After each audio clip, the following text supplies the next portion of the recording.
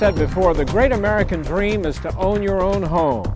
Well, the next step in that picture is to own your own dream home. And when you reach that point in your life where you can afford it, chances are you will turn to an architect to bring your dream home to reality, first on paper and then in person.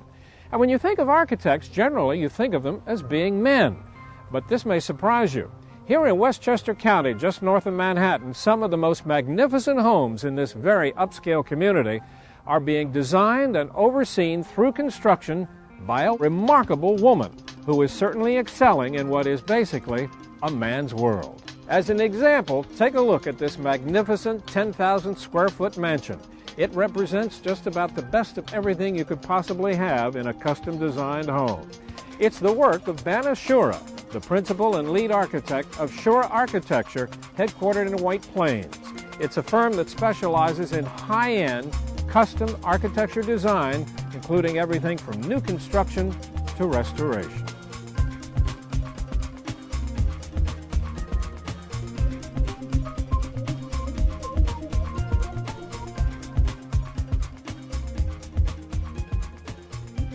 It's very important that a house is comfortable on the inside and looks good on the outside. It's actually what we say about Choura architecture, architecting from the inside out. So when I design a building, it's not just a building, it's not just a structure, it's really a place that you live in. So I feel the inside, I furnish the place in my head.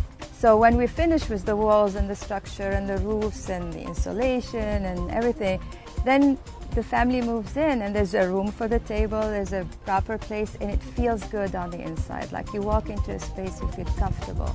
So we really do their dream house, or things that they've been looking at or visited or lived in before, and try to combine it all in one new house. So what about your background, Banna? Tell me a little bit about your experiences. I went to Pratt Institute in New York, and I had a chance to work with very famous architects from all over the world, Italian and French. And then I lived in Monaco for 3 years. It's a beautiful gem of a place on this planet that is so beautiful that I had a chance to work and leave my little impression on a few projects. So basically we worked on beautiful villas that were restored, turned into apartment buildings, but yet still looking like a villa.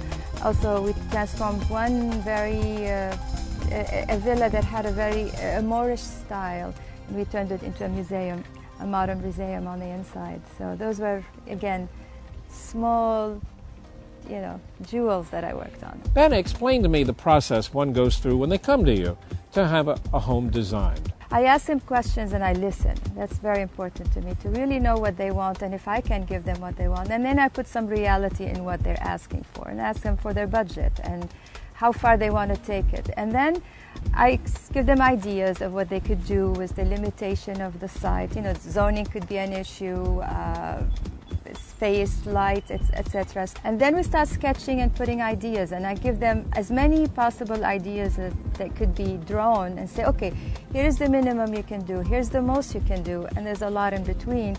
So I show them a lot in the beginning and then get the reaction, and then say, okay, that's their feedback. And then from what they give me, I narrow it down to 1 or 2 ideas. Banna, how do you describe the kind of architecture you do? Put it in words for me. A lot of these communities are very protective of the feel of their community. They don't want modern houses. They don't want California type of houses. They're definitely avoiding things that are not traditional or fit in the areas. And that's the part that I really enjoyed, that our additions or our renovation gets seamlessly attached to the old, so it looks like it was always there. That's my aim when I work on existing projects, existing houses. So what we're doing a lot is splits and ranches that kind of happened in the 50s, where they were very practical homes and nice, comfortable space inside, and people tend to like them. And it was very popular, except they were not very creative in how these houses looked. So you've got cookie cutters of the same plan. That's what they're coming to us to hire us and say, okay, what can you do with this? I love the street, I love the land, do something change it. So we've been de-splitting the splits a lot. This is an example of when we do renovations and actually restoration, where we're adding a whole new section to the house. I don't know if you can tell because it's not finished already. You can see the line here. That's a new portion of the house. And we were trying to match as close as possible to the existing. So you don't know where the old house is and where the new addition is. So it feels like it was always there and it looked like the same way it used to look. Dana, talk to me about this home that you designed. I mean, this is a magnificent home.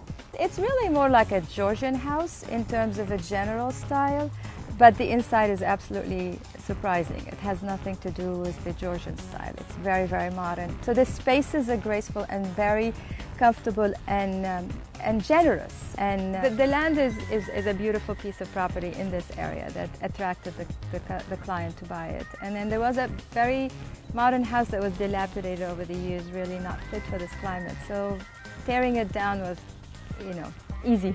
It had to do it, right? So we came up with a house that would belong sort of in this community, a house that fits on the site. Nothing was spared in terms of quality material, not so glitzy show off, but it's quality that kind of lasts and it's going to look like this in 70, 80 years. It's a house that's going to sustain the test of time. There's beautiful slate. Again, the slate was cut special for the house, and we chose the extra thick material. Again, copper gutters, stone. Everything in the house was designed to be, again, classic, traditional, familiar material to the area, nothing alien. Describe the pool for me, Ben. I mean, I don't know how to describe it. It's a very unique shape. How do you describe it? Well, it's a bent pool. A bent pool. That's really all it is. The owner did not want anything traditional. He said, I don't want a traditional pool. I don't want a straight pool. I don't want a round pool. And I don't want a kidney-shaped pool. So come up with something else. So we said, okay. We don't have a lot of room, and he didn't want a big pool either. So it's nothing is standard about this pool, not the length or width or anything. We just took a shape and we said, the hill pretty much dictated a certain shape to us. And we said, how about if we bend a rectangle? And that's how the idea came, and it works.